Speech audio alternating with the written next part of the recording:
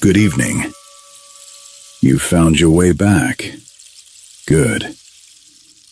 Pull the blanket a little closer tonight. Not because you're cold, though you might be soon enough, but because there's something comforting about weight. About the feeling of something pressing you down, keeping you here, keeping you real. I want to tell you about a woman named Clara Voss.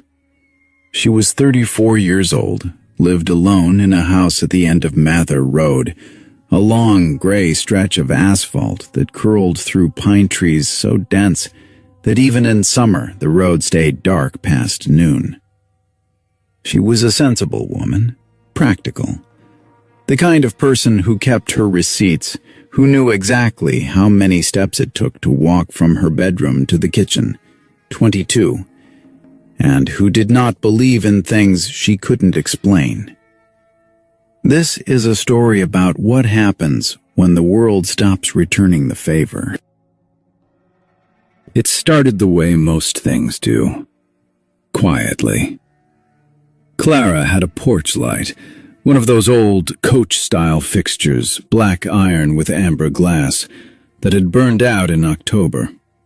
She replaced the bulb on a Tuesday. Nothing unusual. She climbed the step stool, unscrewed the old one, twisted in the new, and went back inside to finish her coffee. That night, she looked out the window before bed, the way she always did. Checked that the yard was still. Checked that her car was still there. Checked that the tree line, where the pines pressed against the edge of her property like a held breath, was empty. The porch light was on, warm and amber. She went to sleep. On Wednesday, she came home from work to find the porch light off. She tried the switch. Nothing. She checked the breaker. Fine. She climbed the step stool again, unscrewed the bulb, and found it was gone. Not burned out, not broken. Gone. She stood there on the step stool for a long moment, holding the empty fixture open, cold air coming through the gap between the glass and the iron. The pines were very dark that evening. She could hear the wind moving through them, low and slow, like something breathing. She told herself she must have forgotten to put the new bulb in on Tuesday. Memory does that sometimes. She was tired. She'd been working late all week. She put in another bulb. On Thursday, she came home and the porch light was on. She had not turned it on. She had left before sunrise. She was certain, completely certain, that she had flipped the switch to off before she left, because she always did. She didn't like to waste electricity. 22 steps from bedroom to kitchen. She was a woman who noticed things. She stood in the driveway for a long time, looking at that amber glow, and she felt something she didn't have a name for yet. Not fear, exactly. More like the feeling you get when a room is slightly different from how you left it, when the chair is 2 inches from where it should be, when a window is open that you know you closed. The feeling that the house has been occupied in your absence.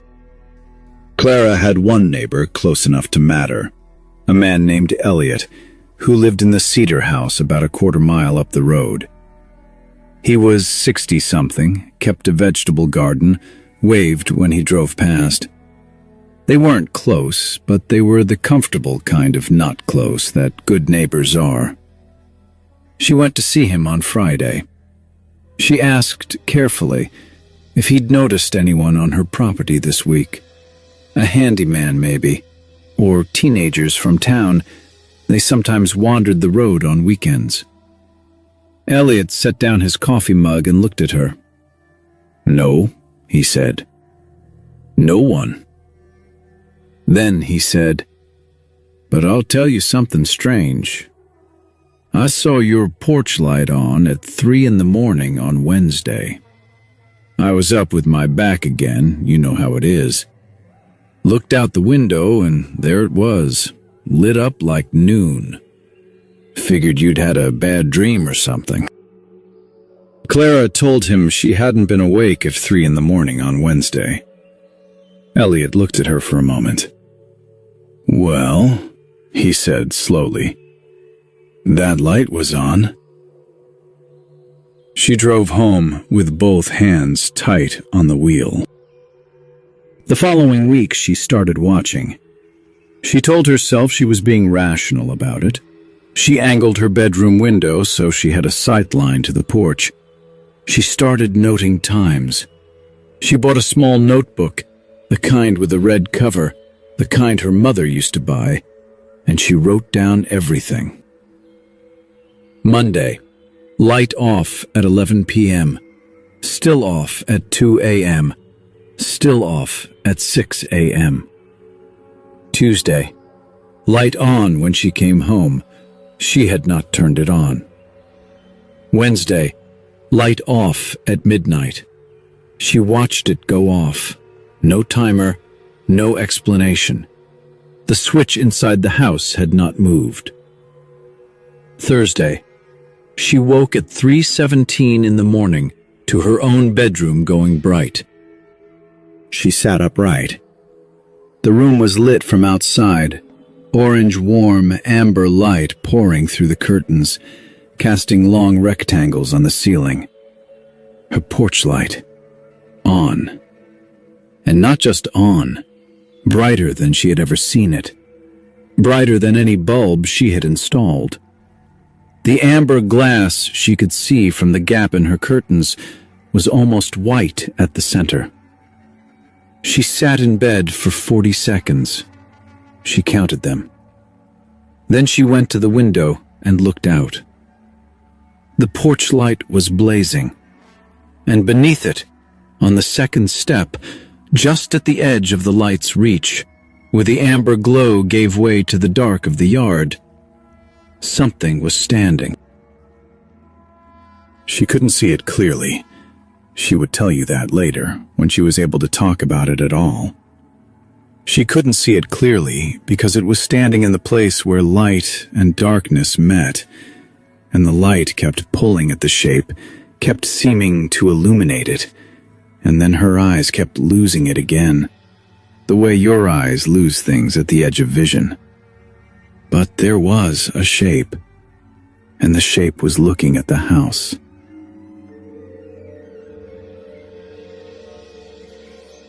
She does not know how long she stood at the window. She knows that at some point the porch light went out, all at once, not a flicker, just gone. And the yard was black, and she couldn't see the steps at all, and she was shaking so hard her teeth were clicking together. She did not sleep again that night. She went back to Elliot in the morning, early, before 8, before she'd eaten anything, still in her coat from the night before.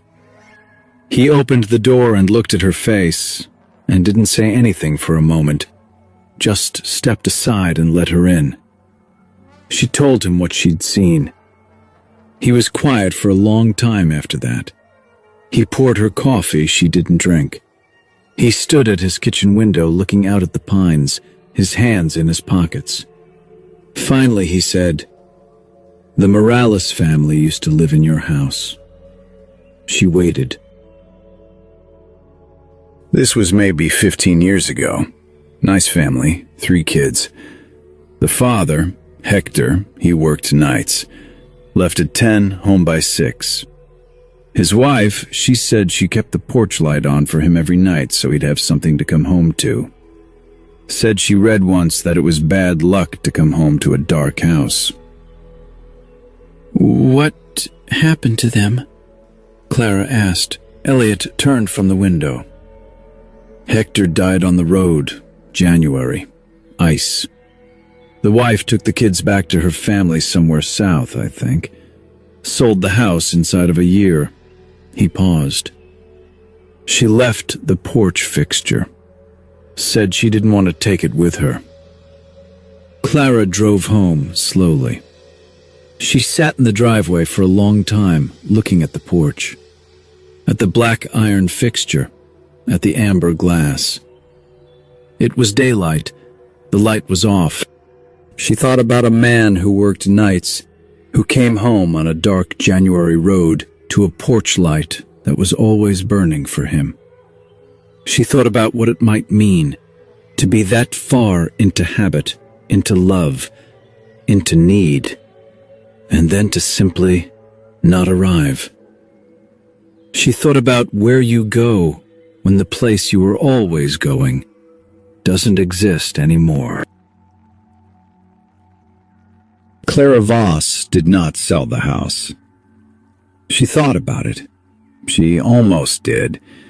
She called a realtor on a Thursday and then hung up before anyone answered. Instead, she did something that she could not entirely explain, even to herself. She went to the hardware store. She bought a bulb, a good one, warm-toned, long-lasting. She came home and she climbed the step stool and she made sure it was screwed in properly. And that night, before she went to bed, she turned the porch light on. She left it on all night. She looked out the window at 11. The yard was empty. The pine trees were still. The light was burning steady and amber, and it lit the steps, and it lit the path, and it reached just to the edge of the dark where the grass gave way to shadow. She went to bed. She slept. She's been leaving the light on ever since. She doesn't know if that's the right thing. She doesn't know if Hector Morales is the shape she saw on the steps, or if there was ever a shape at all. She doesn't know if a light in a window means the same thing to the dead as it does to the living. But she leaves it on. Because some things travel a very long way to get home. And it seems wrong, she thinks. It seems deeply, quietly wrong to make them come back to the dark. There are lights burning in windows all over the world tonight. Some of them are for the living. Close your eyes now. You're safe where you are. The light I leave on for you. You can't see it from here, but it's burning. It's always burning.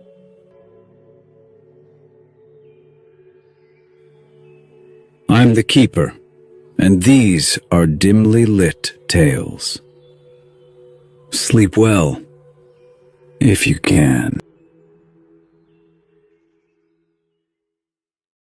If tonight's story found its way to you, leave a like so the lantern knows you were here, and subscribe so the next tale finds you too.